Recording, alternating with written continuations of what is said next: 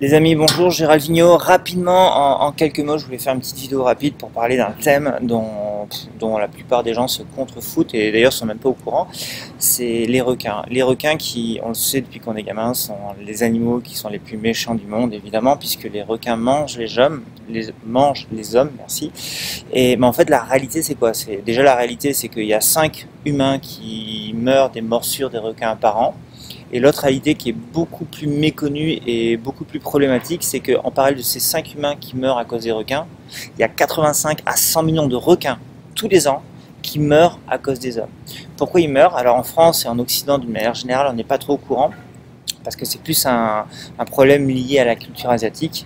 Mais il faut savoir qu'en Asie, l'aileron de requin, qui est absolument dégueulasse au goût, enfin c'est pas dégueulasse, c'est juste fade et insipide, l'aileron de requin est utilisé dans la soupe d'aileron de requin, qui, pour des raisons culturelles et de croyances, les Asiatiques, notamment les Chinois, pensent qu'en buvant cette soupe d'aileron de requin, on prend la force et la longévité du requin.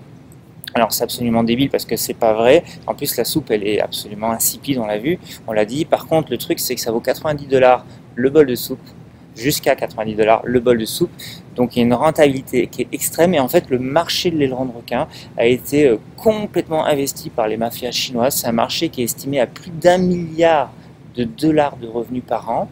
Et concrètement, qu'est-ce qui se passe? Mais pour aller faire de la soupe d'aileron de requin, on pêche des requins. Quand je dis on pêche des requins, c'est-à-dire qu'on les pêche déjà dans des situations atroces. Une fois qu'on l'a pris, on le remonte sur le bateau, complètement vivant. On fait ce qu'on appelle le shark fining. Donc shark c'est requin, fining je crois que c'est un truc comme découper en anglais. On prend les ailerons, le requin est vivant, et on découpe les ailerons de requin à l'arrache. Allez sur internet, c'est absolument gerbant, dégueulasse, horrible, abominable, atroce, tout ce que vous voulez.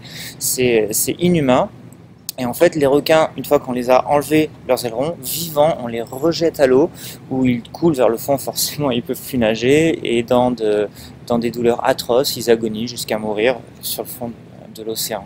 Donc ça, c'est non pas une fois, mais 85 à 105 millions de fois par an, puisque c'est le nombre de requins qui sont prélevés, même si c'est assez dur à estimer, c'est entre 85 et 105 millions d'après les experts.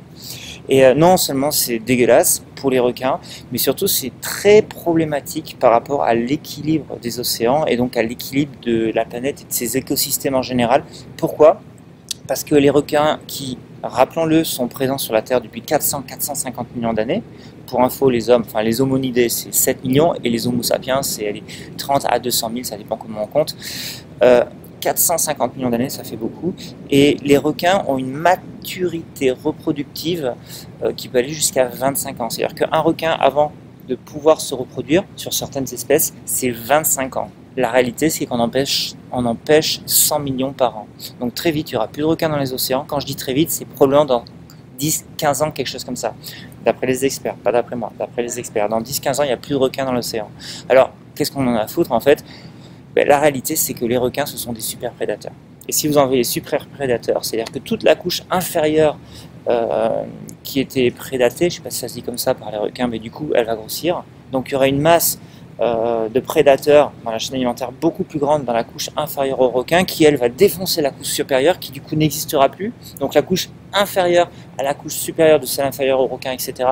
vont grossir en clair. En clair, ça va foutre un bordel monumental dont on ne peut absolument pas prévoir les conséquences dans tous les écosystèmes marins. Et en fait, je vous dis ça parce qu'au-delà de l'extermination des requins sur laquelle il faut prendre conscience et combattre, c'est tout notre système actuel à changer. On est 7,5 milliards sur la planète, on va bientôt être 9,5 milliards en 2050. Il y a de plus en plus de monde, de moins en moins de ressources, de plus en plus de technologie et de moins en moins de sagesse. On va dans un mur et nous allons faillir, si on continue comme ça, à notre responsabilité personnelle et commune envers nous-mêmes et envers l'univers de transmettre notre monde aux générations futures. Je pense qu'il est urgent en tant qu'espèce de réagir. Nous avons une responsabilité envers les animaux et envers la Terre. Ne passons pas à côté.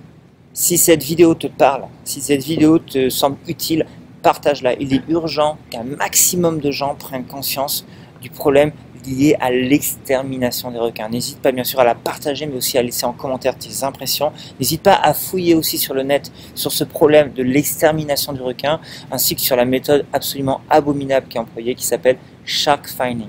Je vous souhaite en tout cas beaucoup de bonheur, une très très belle journée, et je vous dis à bientôt. Ciao, ciao.